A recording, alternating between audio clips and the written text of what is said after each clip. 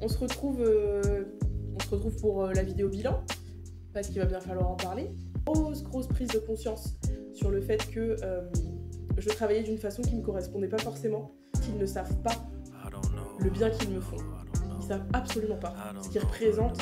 De voir ça, de les voir s'épanouir, et j'ai quand même un apprenant qui en live a dit qu'il était épanoui. Hello, je vous retrouve pour une vidéo bilan. Donc si vous ne me connaissez pas, que vous tombez là-dessus, vous vous dites qui c'est celle-là qui vient raconter comment s'est passée mon année 2022. Eh bien écoutez, enchantée, moi je suis Élise, je suis formatrice pour les travel planners, donc formatrice tourisme. J'accompagne les indépendants qui veulent se lancer dans le monde du voyage, faire du conseil, du voyage sur mesure, et donc créer une activité pérenne et rentable. Donc c'est ma mission depuis 3 ans. Et en dehors de ça, moi je suis dans le monde du voyage depuis longtemps, ça fait une quinzaine d'années en gros. Je vous passe ça parce que vous n'êtes pas là pour ça, vous êtes là pour savoir comment s'est passée mon année 2022, et j'ai un petit plan pour vous parler de plein de choses qui se sont passées en 2022. Pour resituer, moi je me suis lancée dans l'entrepreneuriat en 2019. Ça fait donc bientôt 4 ans que je suis entrepreneur à mon compte. Avant ça, j'ai toujours été salariée, j'ai eu un service de travel planner pendant quelques mois et aujourd'hui je suis formatrice.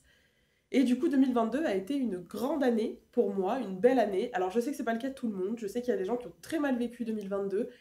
Si c'est votre cas, écoutez, je vous envoie plein de force. Vraiment, j'espère que 2023 sera meilleur, vous apportera de belles réussites, de beaux projets et tout ce que vous souhaitez, et notamment la santé. Moi, 2022 a été une année très riche d'enseignements, très variée, remplie de plein de belles choses, mais pas que. Et en fait, l'idée de cette vidéo, c'est aussi de vous partager les trucs un peu moins cool, parce que entreprendre, c'est bien, c'est pas mieux que le salariat, c'est une autre façon de faire.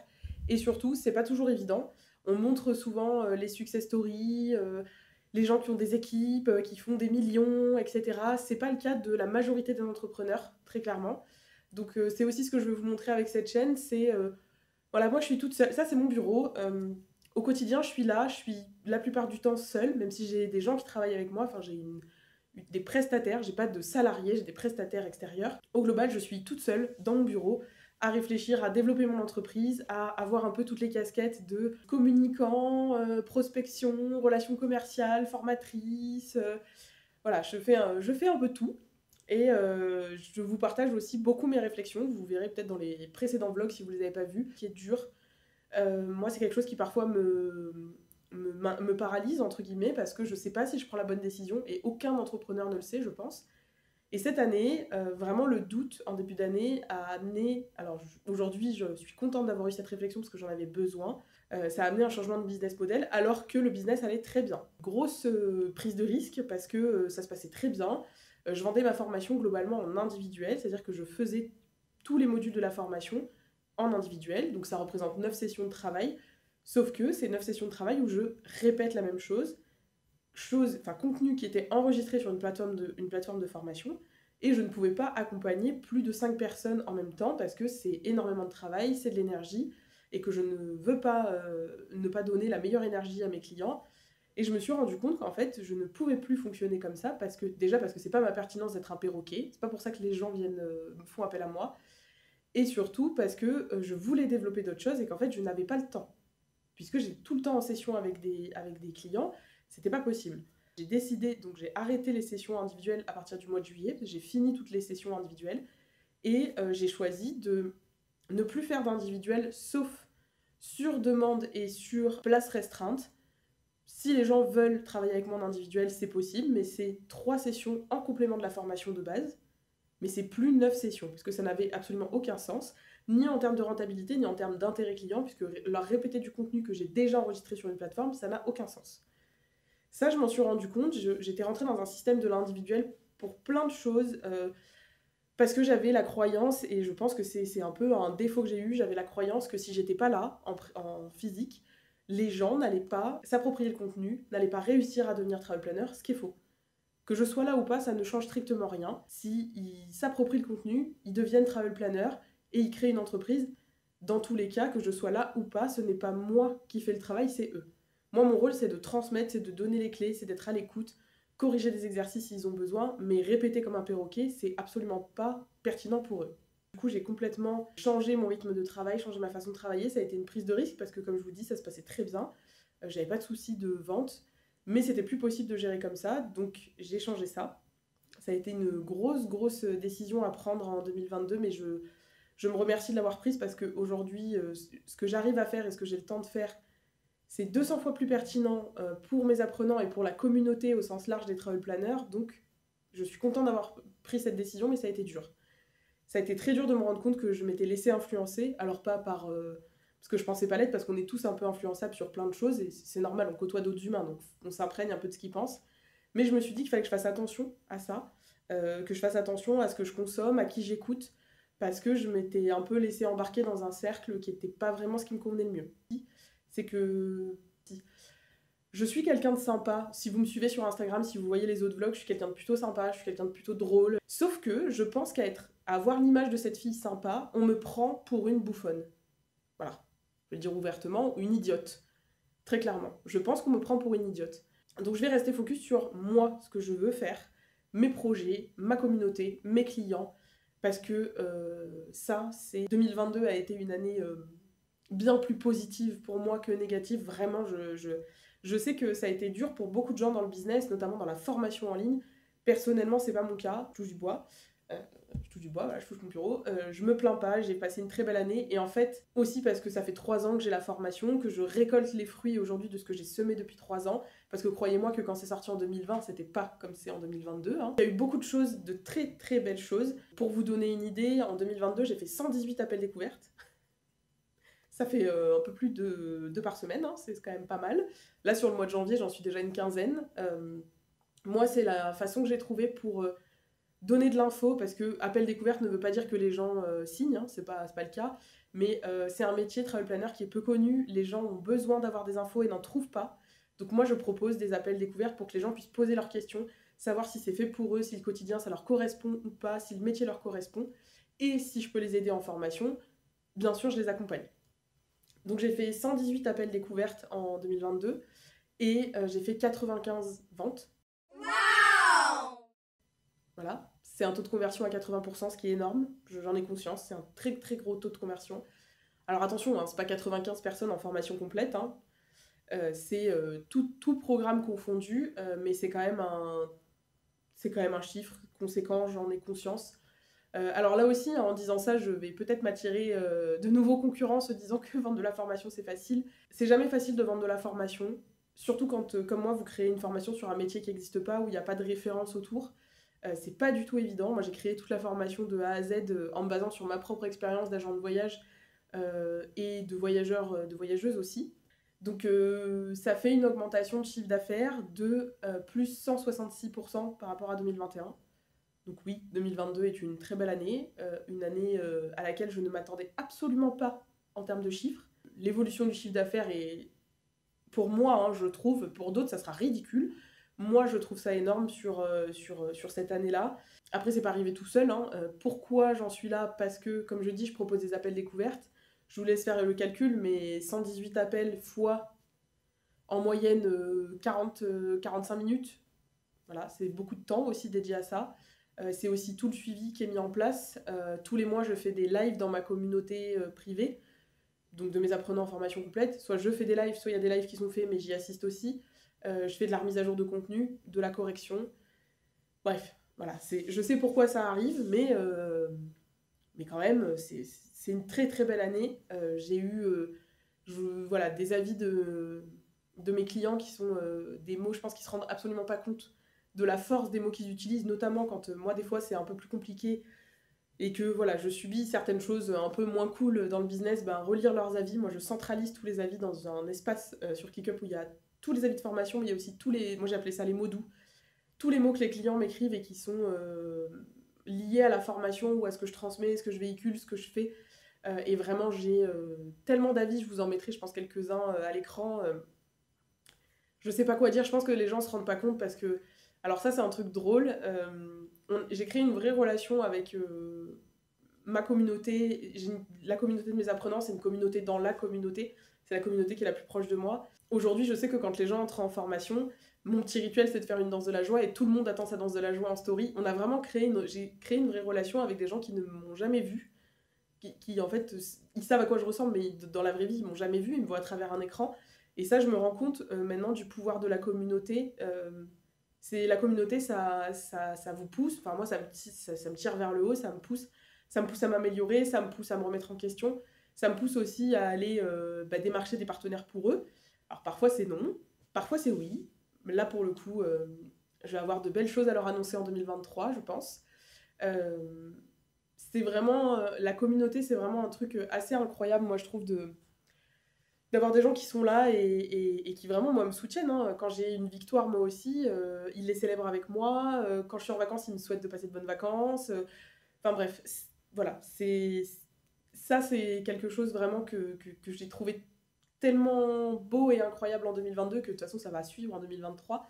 Mais c'est du travail, voilà, faut leur donner du temps. Comme toujours, l'humain si vous lui donnez rien, bah il reste pas. Donc, euh, donc voilà, sur la partie chiffres et clients, vraiment c'était une année... écoutez, incroyable. J'ai dépassé l'objectif. Moi, je m'étais dit que je vendrais 20 formations complètes. Bah, j'ai dépassé l'objectif. J'ai même dépassé l'objectif. Je m'étais dit, bon, ça va être le top du top. Bah, ça a été dépassé aussi. Voilà. Peut-être que 2022 sera la seule année comme ça. Je sais pas. On verra. J'ai appris à déléguer aussi cette année. Enfin, l'année dernière, du coup. Euh, Ça fait quelques temps déjà que je travaille avec Mathilde qui rédige mes articles de blog et qui donc a réécrit mon site puisque mon site était une véritable catastrophe. Donc, j'ai mis en place une grosse stratégie moi sur mon site internet. C'est vraiment quelque chose que j'ai axé en 2022 et qui continue en 2023. Mon site est devenu mon principal canal d'acquisition. Tout le monde arrive sur mon site internet, prend un appel ou pas, prend un programme de formation. Bref, je veux que mon site soit la première porte d'entrée et c'est le cas. Donc je remercie Mathilde qui m'accompagne depuis plus d'1 an pour ça. Collaborer avec elle, c'est incroyable. J'ai jamais rien à dire sur ses écrits. Elle sait ce que je veux dire. Elle sait.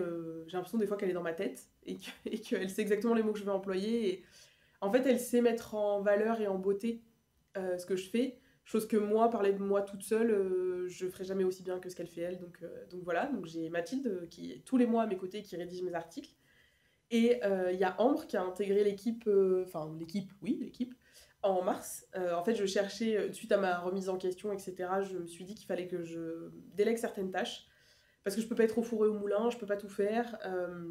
Et donc, en fait, Ambre s'est proposée. Donc, Ambre, c'est ma première apprenante en formation complète. Et donc, j'ai juste dit que je cherchais, en fait, une assistante. Elle s'est proposée, et du coup, on a discuté, on a fait un entretien pour savoir exactement, voilà, qu'est-ce qu'elle avait envie de faire, pourquoi elle voulait travailler avec moi, etc.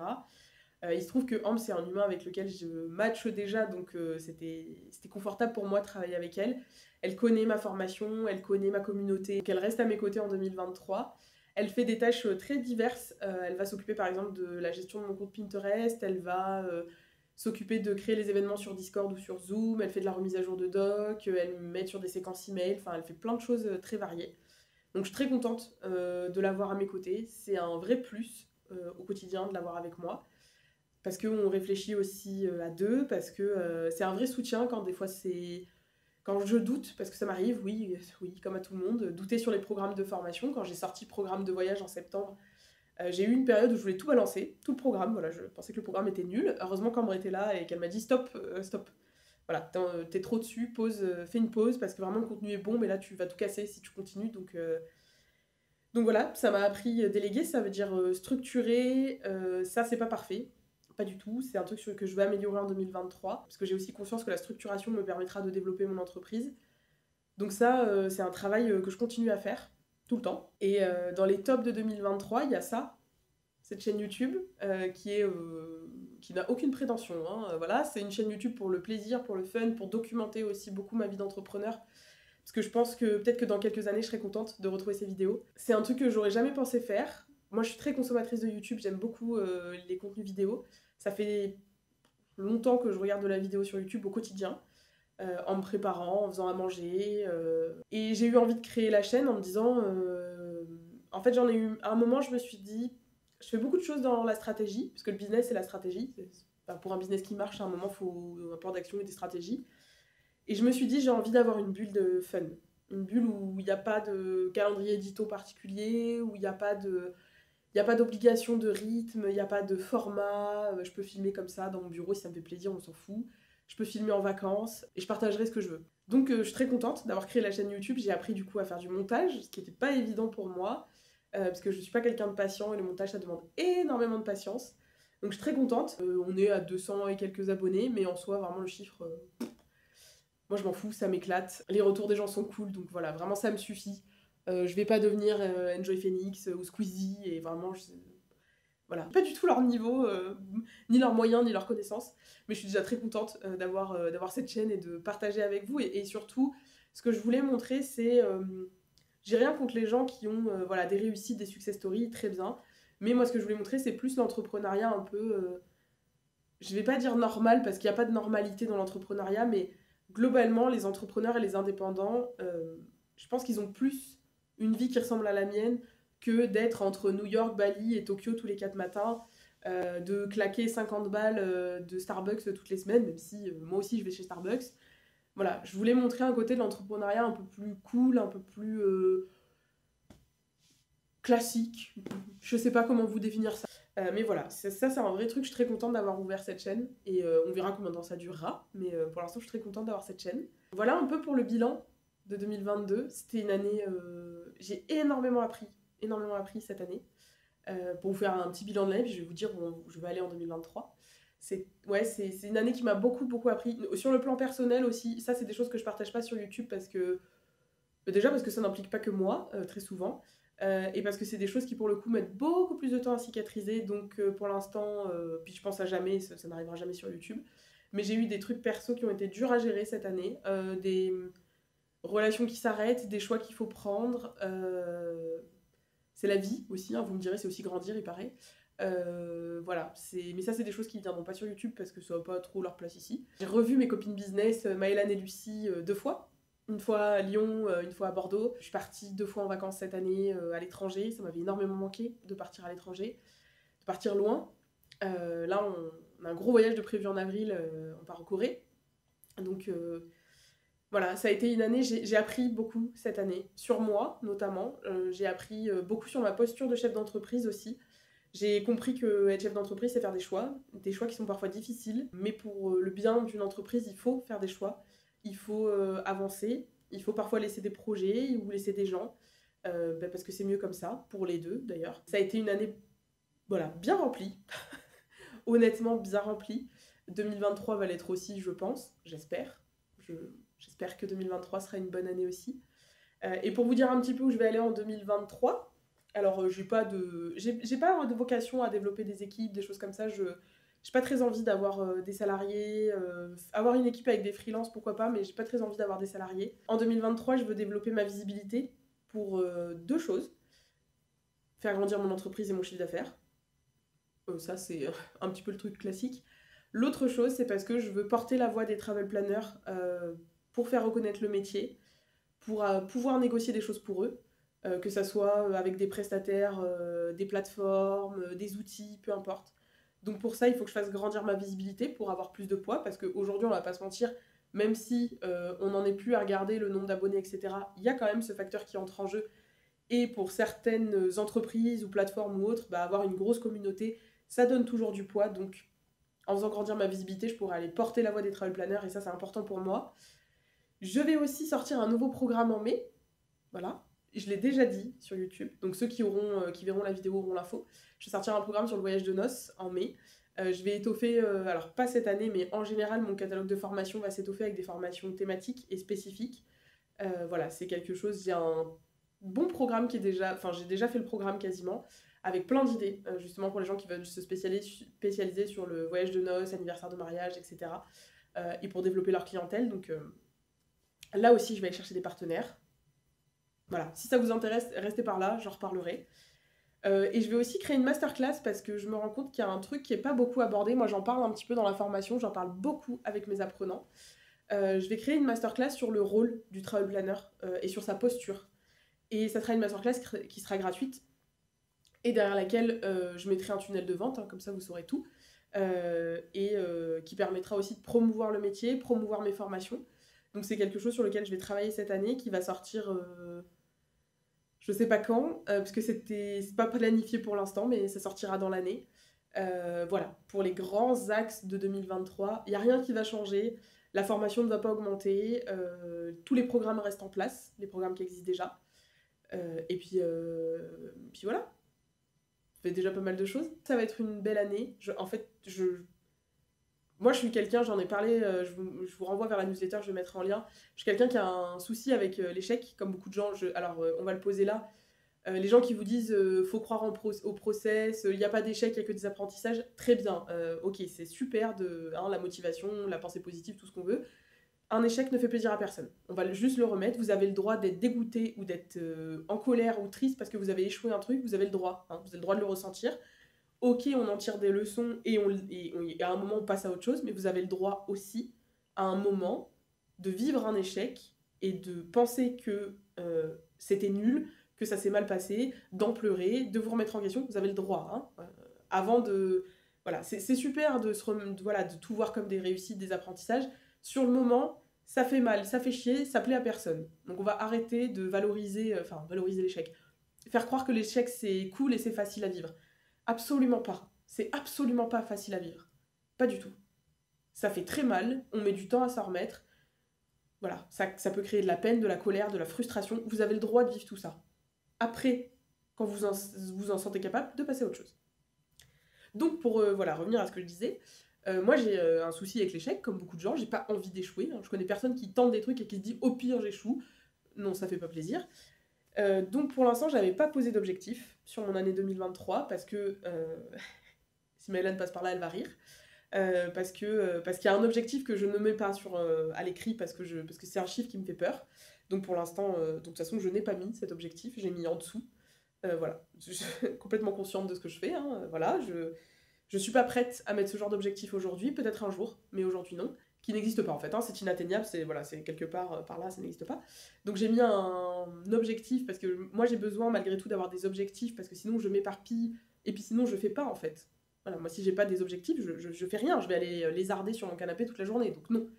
Donc j'ai posé mes objectifs qui sont plus hauts que ceux de 2022 puisque dans la logique, pour que ça soit un peu stimulant, c'est un peu plus haut, je vous cache pas, je compte pas faire un 2 fois sur mon chiffre d'affaires, calmons-nous. Et puis parce que de toute façon, aujourd'hui, je ne me sens pas capable de dépasser un certain palier. Je vous disais qu'il est un palier dans ma tête. Il existe que dans ma tête, je pense. Donc voilà, j'ai posé mes objectifs. Ici, là.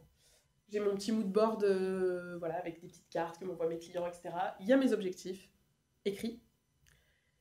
Pour l'instant, de ce que je vois de janvier, ça tend vers ça se passe bien. On verra le reste de l'année. On verra comment est accueilli le nouveau programme. Je me laisse le temps de voir. Mais je me souhaite et je vous souhaite que 2023 soit une très belle année. Alors remplie de ce que vous voulez en termes de beaux projets, de belles réussites, de voyages. Voilà. Moi pour ma part, je vais voyager déjà 2 fois cette année. Je vous souhaite de belles choses, que l'année vous apporte beaucoup de joie, beaucoup de bons moments avec les gens que vous appréciez. C'est important d'être bien entouré. Puis on se retrouvera tout au long de l'année, c'est sûr. Et fin 2023, il y aura sûrement un nouveau bilan et je vous raconterai comment s'est passée l'année. Je suis très reconnaissante. Pas reconnaissante, j'ai compris que c'était pas le karma, c'est pas la chance qui m'a amené ce que j'ai eu en 2022, c'est moi. C'est moi qui suis responsable de ça. Ça aussi, c'est un gros travail à faire. Mais voilà, je suis très reconnaissante de l'année 2022 que j'ai eue. Je suis très reconnaissante des clients que j'ai. C'est des profils que je voulais accompagner et j'ai que des matchs avec les clients que j'accompagne et les apprenants que j'ai. On se retrouvera au fil de l'année avec des vlogs, avec des vidéos sur le monde du tourisme, plein de choses. Merci d'avoir regardé la vidéo jusqu'au bout. N'hésitez pas à me mettre un commentaire si vous voulez me dire quel est votre objectif, ce que vous retirez de 2022 et quel est votre objectif en 2023. Je vous souhaite que ça fonctionne, que vous ayez de belles réussites.